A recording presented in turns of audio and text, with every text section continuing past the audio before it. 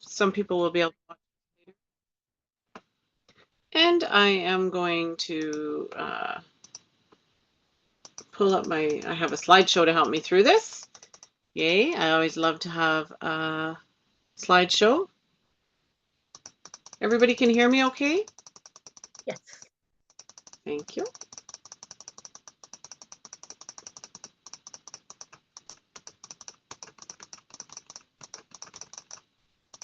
What you can hear is me, all this clicking is me turning off a million screens so that you don't have to see them all. I figured that's what you were doing. Okay, so I'm going to see if I can share my screen. Of course, today I decided that I was going to be doing something on grief because so many people in our program and out there in the world have been suffering loss lately.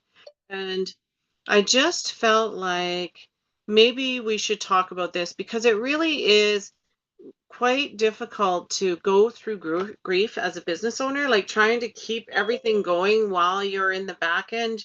Your head is just focused on your grief or focused on taking care of others or, all of the different things you have to do to prepare for grief. So this is what I thought I would do.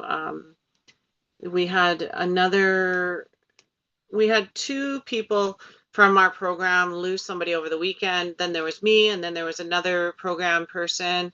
Mom or Candace, you've lost a couple of people in the last little while. I just thought let's just address the elephant in the room, and let's talk about how it affects us when it comes to business or anything really. Whether you're a business owner or you have an employee who lost someone, or once upon a time when you were an employee. So this workshop is about handling grief while you're running a business, and it's brought to you with love from me.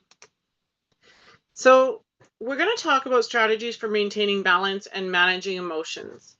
And I'm going to be ad-libbing a lot through this workshop to express to you that your emotions are valid no matter how they come out. But sometimes it's the suppressing the emotions that causes us more pain. And my dear friend Christina actually brought this up to me. I was going through grief when I saw her in Chicago, and she said, "You've got to let it out. You can't hold it in. You have to let it out." And that's the thing. When we are holding it in and we're trying to be strong and do the things that we need to get done, we tend to create a little bit of toxicity in our internal emotional, what do we call it? Emotional intelligence. So these are the common stages of grief. There's denial. That's the, oh no, I can't believe they're dead. I can't believe this is happening. Then there's anger.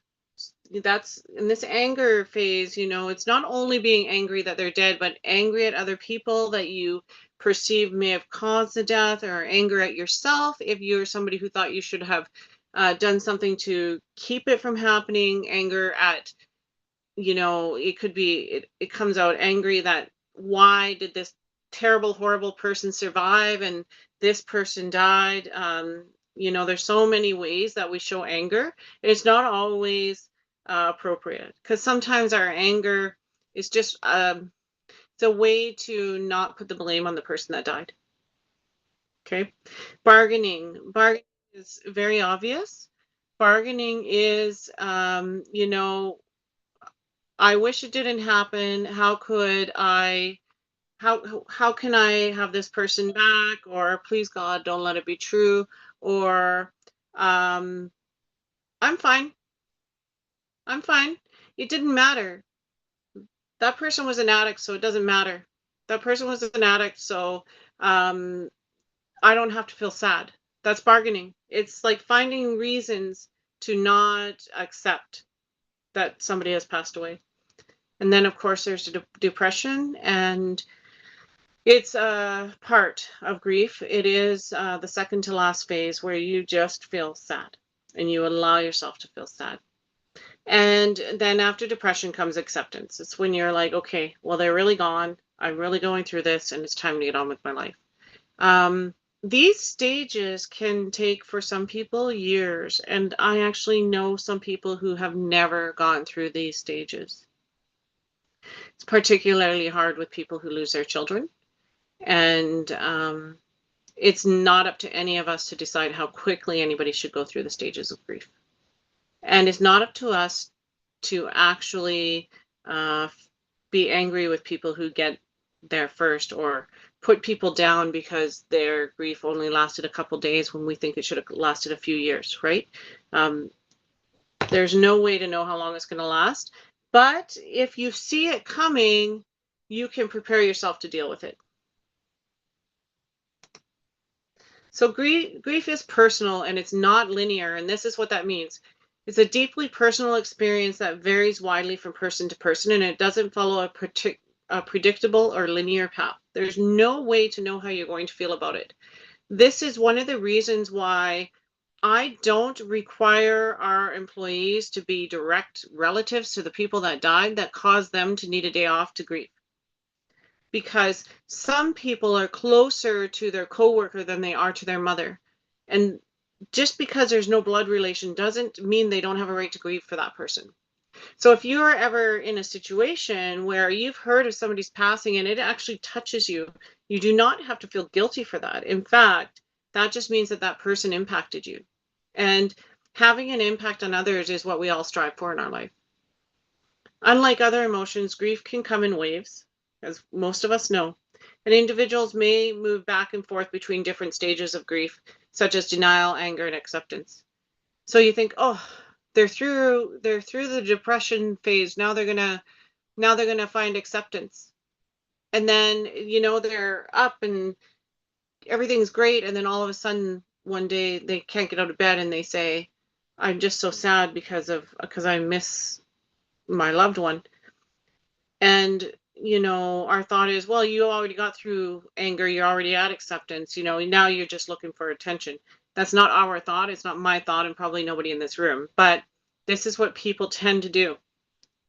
You went through your 5 stages of grief, and so now I don't want to hear about it.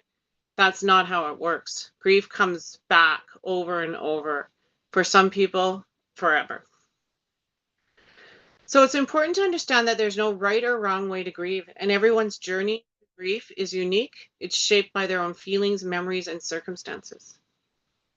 Everybody has a right to their own grief, even if you don't agree with it. Even if you think, well, they didn't, I was that person's mother and they were just a friend from 30 years ago. They didn't even see them in 30 years. They don't have a right to grieve. That's not true. You know that if you love somebody and they're away, you don't love them less because they're away longer. So here's the impact of grief on business owners. So the first thing that I want to tell you is be cautious and allow yourself to be on autopilot. Yes, I'll read it again. Allow yourself to be on autopilot. Trust yourself. Do you know, think about it when there's an emergency situation and everything is chaotic, yet somehow you know what to do. This happened to me once when I worked at an old folks home, and there was a woman in the dining room who was choking.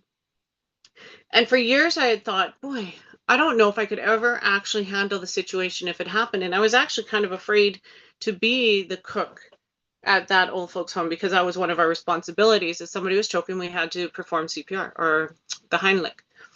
And then one day it happened and I just went into autopilot. My instincts kicked in and I did everything exactly perfectly. Like I had never done this procedure on anybody yet. I did it perfectly from those courses I took. This is the same thing. You don't realize it, but you can actually run your business on autopilot. You can make supper on autopilot. You can go through the motions, and your higher intelligence is going to take care of you. So allow yourself. Don't spend a lot of time thinking, if I don't pull myself together, I'm never going to get through this. No, you will get through it. Your emotional intelligence will take over and you'll be able to handle it on autopilot. I'm not saying to make $1 million decision while you're in the hardest part of grief. I'm saying if just know that if you need to get the scheduling done, you'll get it done. You know, if you need to find somebody to cover a shift, it's going to happen. Don't worry about it. Don't think if I'm not 100% here, if I give my time to my grief, that my business will fail. That's not true. Allow yourself an autopilot. Does anybody have any questions about that? Does anybody disagree with that statement? So you're going to try not to make new promises, but continue to fulfill promises that you can. So don't make a new promise during grief. Just don't do it, because you don't really know what's coming for you next. But the promises that you have made, like let's say payroll for your employees, you're not going to put off payroll because you're grieving. You're going to keep that promise, but you're not going to promise to do a bonus run through your grief. Do you see? Don't use grief as an opportunity to ignore your responsibilities, but do take time for yourself if you can. Not all responsibilities can't wait, but not all should wait. So really think about that. When you're in what do I say? How can I say it? Forefront of grief, just take care of what you can. Don't give yourself anything extra. So grief has an emotional impact, and that will cause you stress, anxiety, and depression. Or the emotional impact of grief is stress, anxiety, and depression, which we all kind of know, right? We're so familiar with that. The physical impact is fatigue and health issues. Not only is it being tired and not being able to get out of bed, and then some people say, oh, you can't get out of bed because you're depressed. You've just gone through a trauma. You need time to heal. Just because you can't get out of bed for 2 or 3 days does not mean you're depressed. However, depression is a logical step in the grieving process. And it has a cognitive impact, difficulty concentrating and decision making. That's why I say don't make new decisions. Just do the stuff that your brain does on autopilot. And forgive yourself if you can't remember things. Write it down. Or laugh at yourself. Huh, I'm under a lot of stress. I can't remember that. It's no big deal. So there are strategies for coping with grief. It's predictable, even though it seems really chaotic. Remember that. Grief is predictable. So once you understand it, you can predict what's going to happen next, and you can make yourself safe. So first, you're going to acknowledge your grief. Allow yourself to feel it. If you are somebody who is thinking, that wasn't, I didn't know that person that long, that wasn't my relative, I really don't, there are people who are hurt, I don't have the right to be grieving, that's all malarkey. If you cared at all, you're grieving. So you must allow yourself to feel it. Then let's find some support. There are people who want to help you, and they only need you to let them know. People say all the time, please let me know if I can help you. Anything I can do, let me know. And they mean that, guys. They mean it. So seek out friends, family, colleagues, or even look for professional counseling. Whatever you need to do, I promise you. Now, I don't know this for a scientific fact, but I'm fairly certain that nobody can get through grief without talking to somebody else about it. I don't think that grief goes away by holding it inside and not ever acting like it bothers you. And I do want to say, I'm just going to interject here, that if you're somebody who has a huge amount of people who depend on you, it is your responsibility to do what you need to do to grieve and move forward. If you have staff that needs your business to run, you need to do what you need to do to grieve and move forward. You have a responsibility to allow your grief out. It sounds harsh, but I have to say it. You can't hold it in and let everything crumble around you. Your responsibility is to grieve and move on. Does that seem harsh?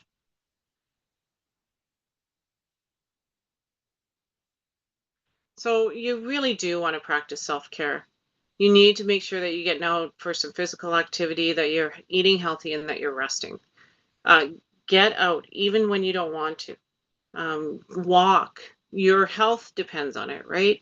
When you are stressed out and sad, your health is failing already. And now you're going to just lay in bed.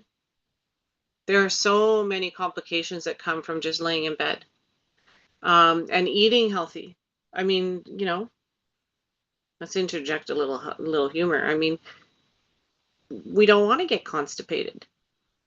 I mean, maybe it works because we don't have to get out of bed as often, but it doesn't feel good, right? I had to inject something funny there. And rest is so important. So there's a difference between laying in bed and resting, right? Laying in bed and not interacting with your life and resting are two different things. Sometimes you need to lay in bed and leave your life behind. Hopefully that's in a healthy state. When you make a decision, that's it, I'm taking a day off to lay in bed, that's a healthy decision. So here's some practical tips for managing your business while you're dealing with grief. You want to delegate responsibilities. This is a point where you need to trust your team, and I promise you, if your team sees that you are struggling with grief, they are looking for ways to help you. This is a time where you're going to see your team shine, and you should let them. I'll tell you, last week, my program was held together by my team. I could not pull it together. The craziest things were happening that I wanted to push on external sources, and I guess in a way it was. So I wanted to be with my brother at his place, and I'll tell you, this town has some sort of blocker for connectivity. And so I had to get in my car and drive down the road about 3 miles and pull over into this place on the side of the highway to get service to do my meetings. And I was only doing the meetings I had to. I was on autopilot. Um, and on Friday, it all fell apart. Was it Friday? No, it was Thursday. It was the day of the memorial service. Go figure, right? Um, I just I just could not make it happen. And I had a group interview for a very important client. And as you know, all clients are so important to me. And I couldn't do it. So you know what? My amazing right-hand woman, Caitlin, just did it. She just did the group interview for me. And now what you need to know about Caitlin is she is very shy and she doesn't even like to turn on her camera most of the time. She doesn't like public speaking, and she has told me she will never, ever do a group interview. Don't even ask her. But in that moment, Caitlin just picked up and she got through that group interview. She messaged me. She said, I felt like throwing up. It was the worst experience ever, but she did it for me because she cares about me. Think about that. I mean, your team will show up for you. You need to trust them. And that's what I did in that moment. I was just like, okay, I can't. I just can't. It's either going to work itself out, Caitlin's going to take care of it, or it's going to fall apart. But either way, I've hit my limitations. Set realistic goals. Should I have been having a group interview at 10 a.m. on the day of the memorial service when I was responsible for the eulogy? I was up till 3 in the morning writing the eulogy. Was that a realistic goal? It totally wasn't. This was me not grieving correctly according to this lecture. But you know what? None of us are going to do it 100% correct, but we're going to try. We're going to try to nurture ourselves and nurture our families and friends. So once again, just focus on the critical tasks. Only what has to be done. I promise you this time will pass. I promise you your friends, family, colleagues, employees, teammates will step up and help you get the critical tasks done. Communicate openly. This is the thing that got me through. Share your situation with your team. I let them know immediately that I had lost my nephew and that I didn't think I was going to be very well. There's something about losing a child, and he was 22. He was a child. There's something about losing a child that makes it very hard to come to terms with. So share with your team and let them know. Let them know. You don't even have to know that you're not going to be okay, but share with them what happened to you, because they probably know that you're not going to be okay. And adjust your work hours, which I did. I gave myself 2-3 hours off every day. I'd get up in the morning and I'd work for a few hours, and then I'd take 2-3 hours off, and then I'd do a little bit at supper, then take a little time off. And most of my work done this week was done between the hours of 10 p.m. and 2 a.m. I just allowed myself, and really what I did was I allowed myself time to be with my brother and his family, because that's what makes me feel better, is being there for someone else.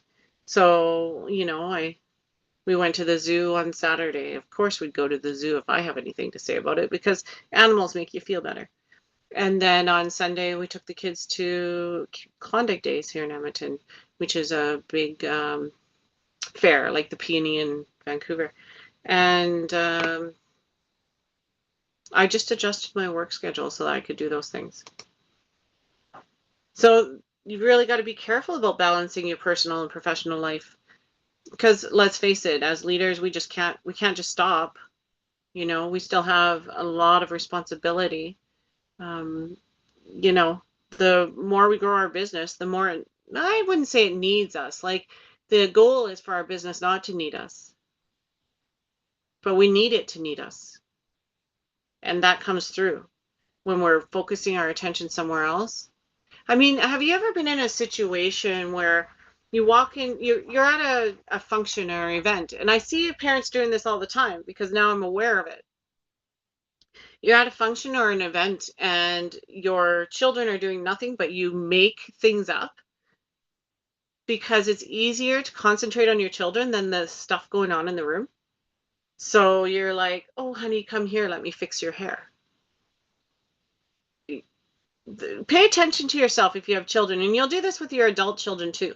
Pay attention to yourself when you're in an awkward situation, how often it is that you look to your children to be able to do something for them so that you can be busy, so that you don't have to be in the awkward situation. And that's what our business is to us. Yeah, I'd love to be here to grieve with you, but I've got this crazy busy business that doesn't really need me to be there, but it gives me a good distraction from my grief. So you need to establish boundaries with yourself. Establish boundaries with yourself. Tell yourself, I'm going to take this time to grieve, and I'm not going to worry about work. If it all falls down in the 3 hours that you give yourself, there's bigger problems. I'm not saying that you can't ever focus on, like, you can't take 3 hours every day right in the middle of, when your team needs you, whatever your busy time of day is, every single day, but you can do it 1 day or 2 days, right? Take short breaks throughout the day. Take time off if you need it. In those short breaks, take a walk or call a friend. Don't take short breaks and go lay down unless you need to. There is a stage of grief where we just need to be alone and quiet and resting, because it is hard on you emotionally. But don't make that a habit so that the next thing you know, you're in bed for 3 years. If you can, look into mindfulness and meditation exercises or techniques to stay present in the moment. I keep thinking back to one that Sonia gave me that I think I'll do. It's a forgiveness meditation. I haven't figured out who I need to forgive, but maybe I just need to forgive the fact that it happens. We're all dying from the moment we're born. We're dying from the moment we're conceived.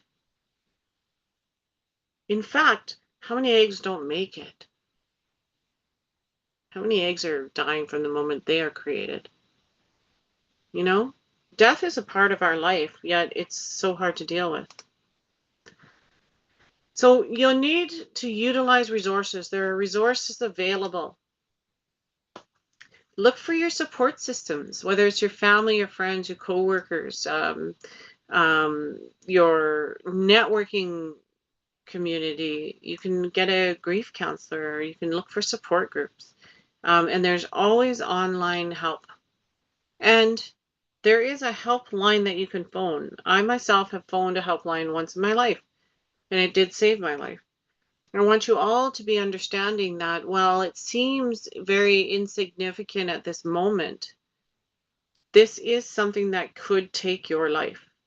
Whether it kills you physically, emotionally, financially, work on grief. Don't let grief take you. Because you know that the person that you are grieving for would never want that for you. Understand, if you are the person that always takes care of others, those people may not realize that you need help now.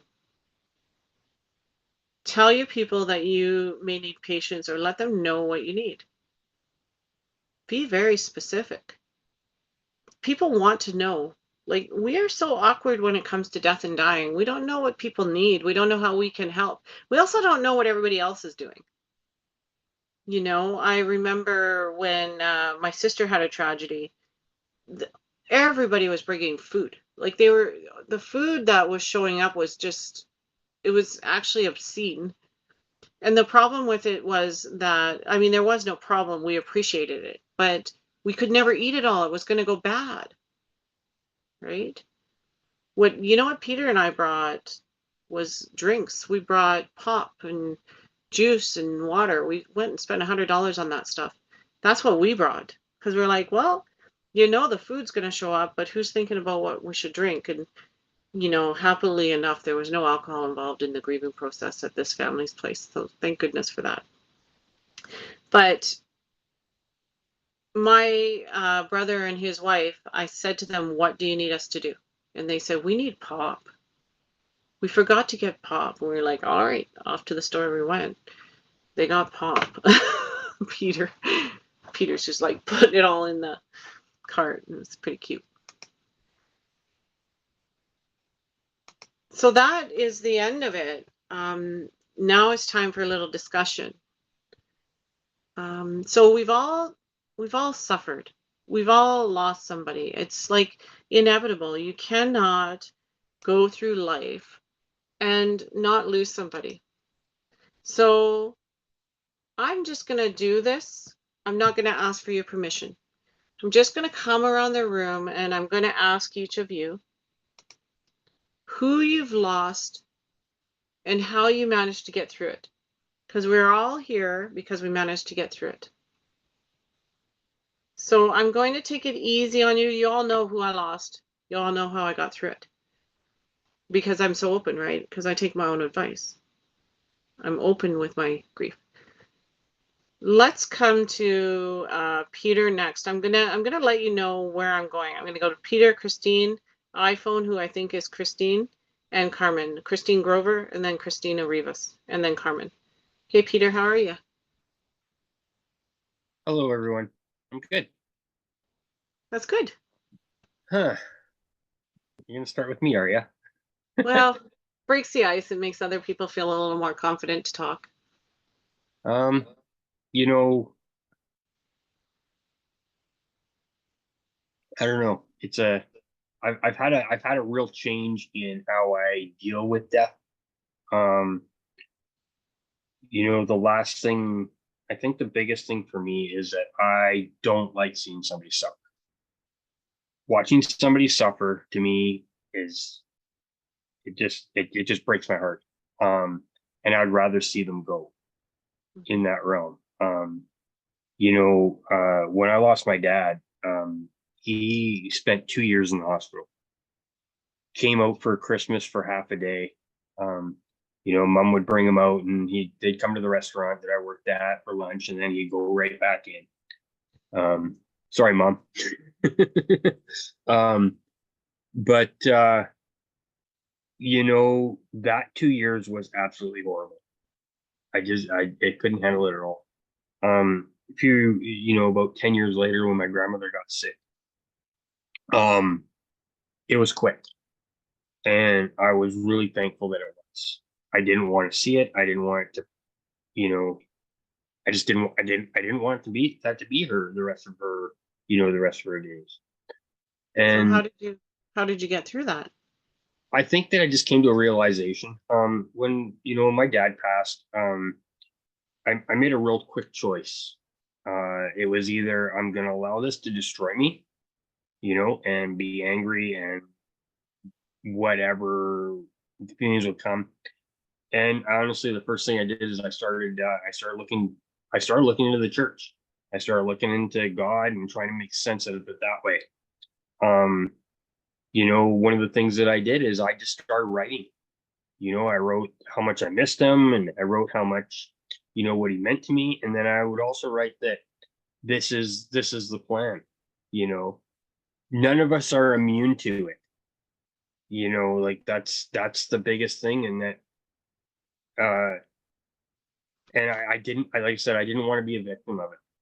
Mm-hmm. I didn't want it to be something that was going to change, decide how my life was going to be lived. Yeah. And so that's what I did. Started writing poetry. I started writing a little bit of music and stuff like that. And it got me through it. It allowed me to go on, and, really to move on and to become a man, Yeah. Awesome. So Thank you. it sucks. I hate it. I really wish, I haven't had my dad for 26 years, 27 years now. And, there were times that I really wish he was. Yeah. Right. Thank you. Yeah. So thank you for sharing. I really appreciate it. All right. So that was one way. What was that? That was turn to God and accept it. Thank you. Christine, how about you? Are you interested? Are you talking to me? I'm talking to you. Hi, everybody. Interested in talking about death. Wow. I've been through a lot of grief in my life. Both dealing with death and dealing with separation from people that I'll never be able to see again, or circumstances that have taken out of my life. I've lost my dad. Peter, I feel you. I lost my dad 14 years ago. So pretty young, right? He was just turned 60. And it was quick, thank God. He went in the hospital and died 4 days later. So it was, but it was a long battle with alcoholism. And he was an absolutely beautiful human being. And it still bothers me now, that he checked out so early. My kids were 4 and 7, and they don't remember him. And I brought them home to raise them on the ranch to be with him, and he passed away 7 months after we got here. And then I was alone, raising kids alone, and trying to figure out how to raise these young men without any. I had left my husband, and my father had just died. So it was the grief of it, and it was also the realization that I had to teach them how to be men, because there were no men around to do that. And that was a very difficult process for me. Difficult emotionally.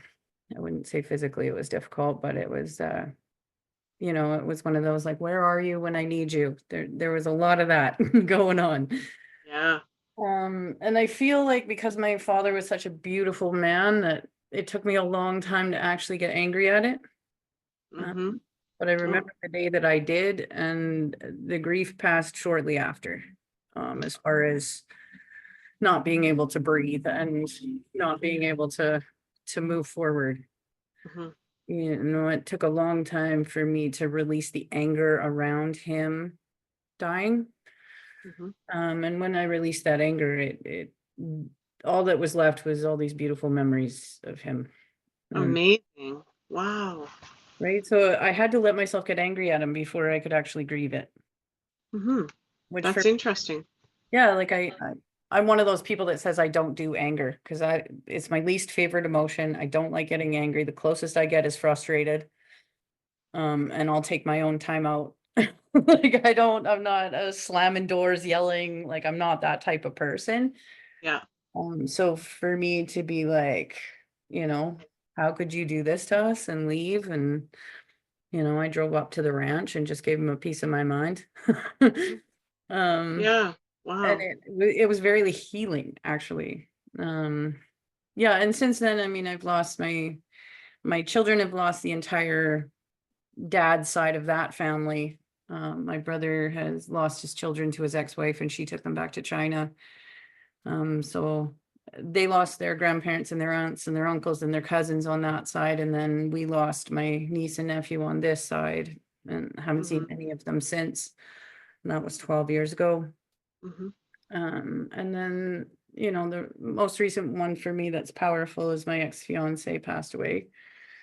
Mhm. And so there was a lot of confusion there, just because, the guilt of releasing him from the relationship, and then he just downward spiraled, Yeah. and Wow. that was heavy. That one was Mhm. really heavy. A lot like Peter, I dive into my spiritual practice when I'm grieving. Um, I didn't have to go looking for anything. I found that a long time ago, but I definitely recognize that that's something I need to ground into. I need to go stand in a forest and be in nature in order to heal. For me, being submerged in water is actually ridiculously healing. So I tend to take a lot of baths and hit the hot tub and go to the lake and Mhm. be in water because it's just very peaceful for me. That But sounds like process, right? really healthy. Yeah, that sounds like really really healthy ways to cope. That's really amazing. I'd love to hear that. Thank you Yeah, so much. you're welcome. I appreciate your sharing. Well, and I feel for you guys, and I know it's been a hard week, and I send my love. Thank you. We're getting through it. How about Christina? How are you doing, Christina? I think it's Christina. I'm assuming it's Christina. I may not hear from her, which is fine. This isn't a requirement. Just looking for the chat to see if there's anything there. No. Okay. Oh, I'm here. I'm here, Carrie. Sorry. hello. Hello. It's so nice to hear your voice. I was drinking water. Ah. Water. Well, I'm listening to the conversation, and I'm totally agree with the thing that having a loss is a thing, well, for myself. I don't know for the rest, but it stops you mentally and physically. Mhm. And one of the things that I want to share is that's my problem. I respect everybody else. Probably nobody has that problem, but for me, it's too hard to be focused when I have a problem like this in the family. It's very hard. I used to drop off everything and cost me a lot to get up emotionally. Mhm. And if I'm not emotionally on my business, nothing goes good. Mhm. Nothing goes good. So definitely, I understand that when we have a loss, we have to put everything in order. Mhm. Which is the order of our business? What is the meaning? Well, I'm talking about myself. What is the meaning of my business? What part of the life is in? So it's very important, Carrie, because I spend almost all day in my business. Mhm. So I want to prioritize that God is first. Second is my family, myself, Mhm. and then my business. Mhm. So, and this loss that I I had this past week, it's important to me to go deep Mhm. in my pain and think about the person that is gone. Everything for me is a lesson, even Mhm. the pain. Mhm. What I'm learning from my aunt that she passed away. How was her life? what should I make better than her? Mm-hmm. I don't want to die being unhappy Mm-hmm. for this or this other. I want to enjoy my life. I Mhm. want the people who I love enjoy too. And this week I went down and deep in my pain, my soul pain. And it's very necessary, even though if we put the job and aside for a little bit, after the week that we give ourselves, we have to continue because this is life. Mm-hmm. Life can stop. Even if you're sad, someone passed away, you're not emotionally or physically in the mood, everything continues. Your Mm-hmm. bills, everything. Your Right. car that is not working, the house that is a problem, and the electricity and the whatever, everything go, Mm-hmm. continue. And we have to understand that even though we are in pain and we don't understand so many things about our loss, we have to continue. Mm-hmm. And well, this past week I was in a family event and mass and everything with the family. But today is the last day that we have in a family event with the rosary and all that thing because we are Catholic people. Mm-hmm. And after that, I'm focusing in my business. Mm-hmm.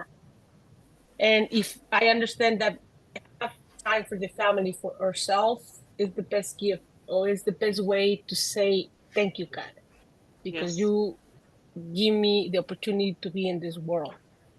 Yep. But in order to do that, we need to have the rest of the pieces of the puzzle in our life and in order Mm-hmm. and have a successful company in order. We have to be peace of mind to Mm-hmm. think the right way. Yes. So that's about it. That's amazing.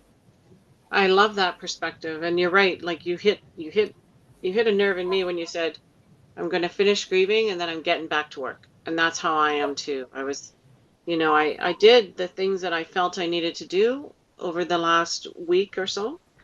And I was like, hey, Monday, I'm back to it. I've got so many things that are sort of piling up in the back of my mind. I didn't let myself worry about it, but we need to get back to work. And I'm glad to be back to work today. I came in with a great attitude today, and it's been a draining day. Mondays. Mondayest Monday ever. I'm going to come next to Candace and then to Carmen. Thank you so much for your contribution, Christina.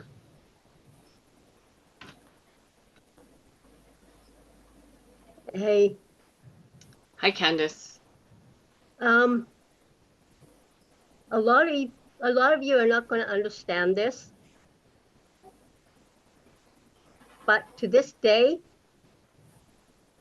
I do not believe in God because if there really is a God out there, he would not have let Peter's dad suffer the way he did. He would not have let my mother suffer the way she did.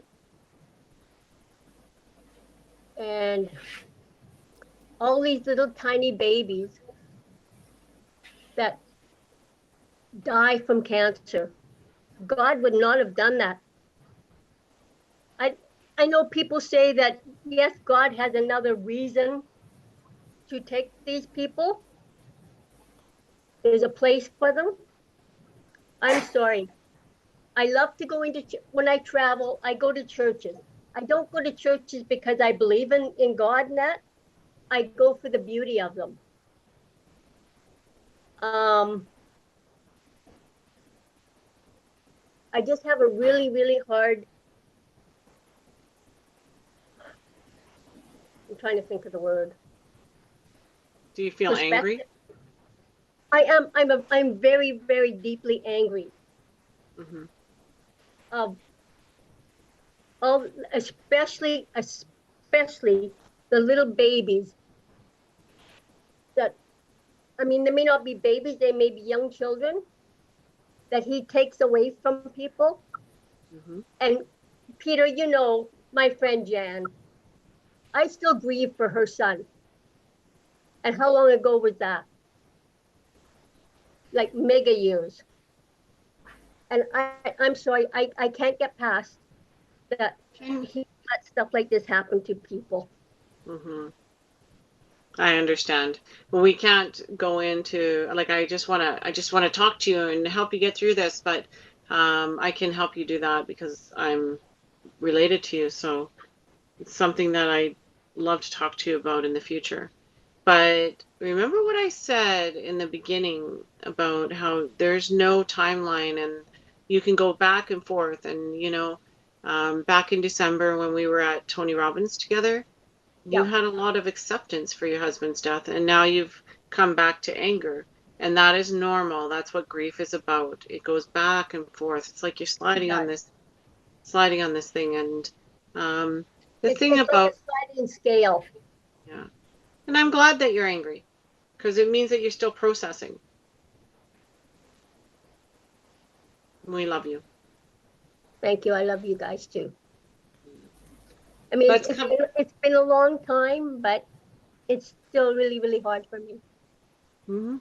Well, that's perfectly acceptable. And, all that I need from you is for you to tell me what you need.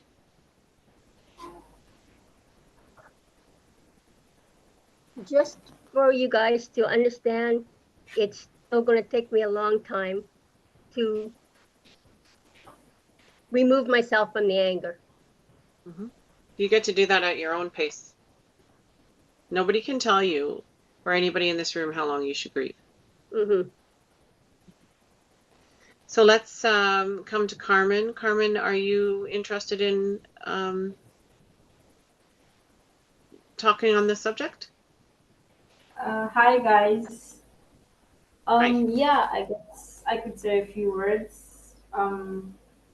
Like a couple of years back, like three years back now, I lost my grandfather and my uncle in 3 months' time.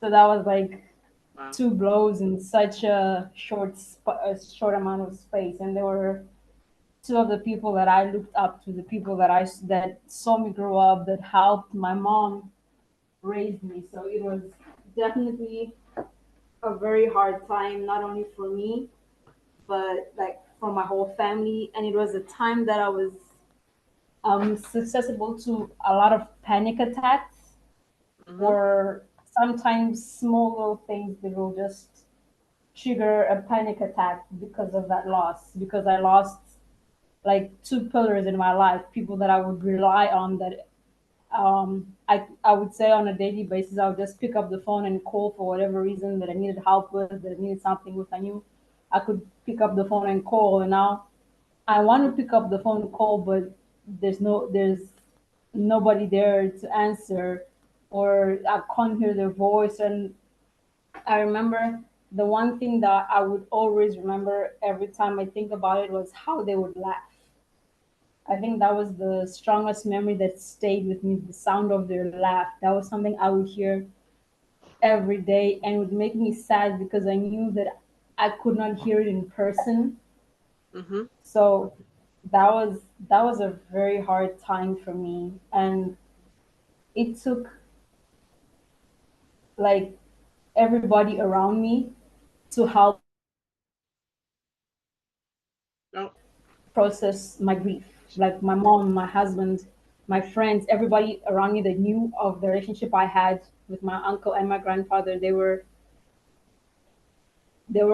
what helped me move on, because they were the support system I needed at that time. So I guess the support system we have around us as well is very important in helping us to process the grief.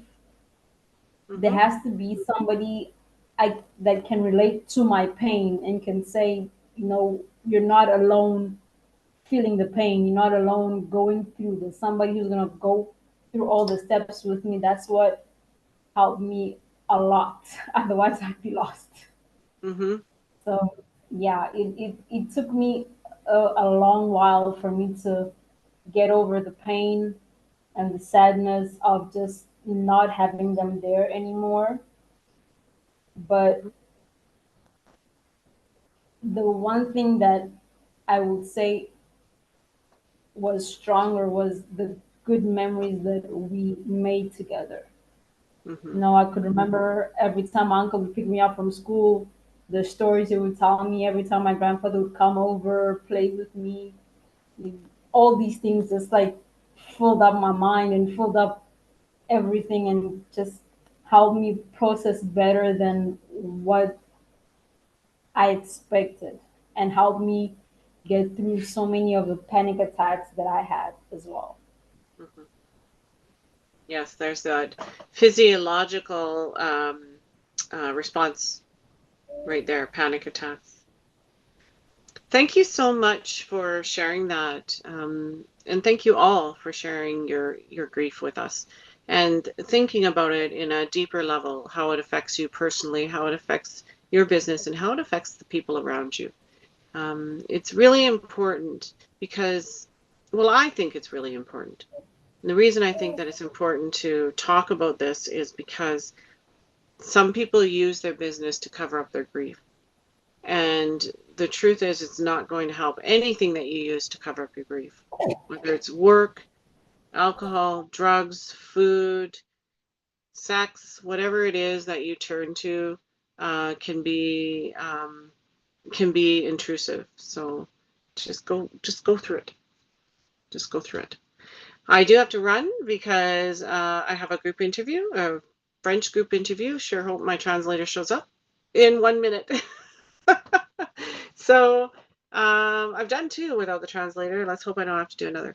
Thank you all for being here for this workshop. I really do appreciate it. And I think everybody here does.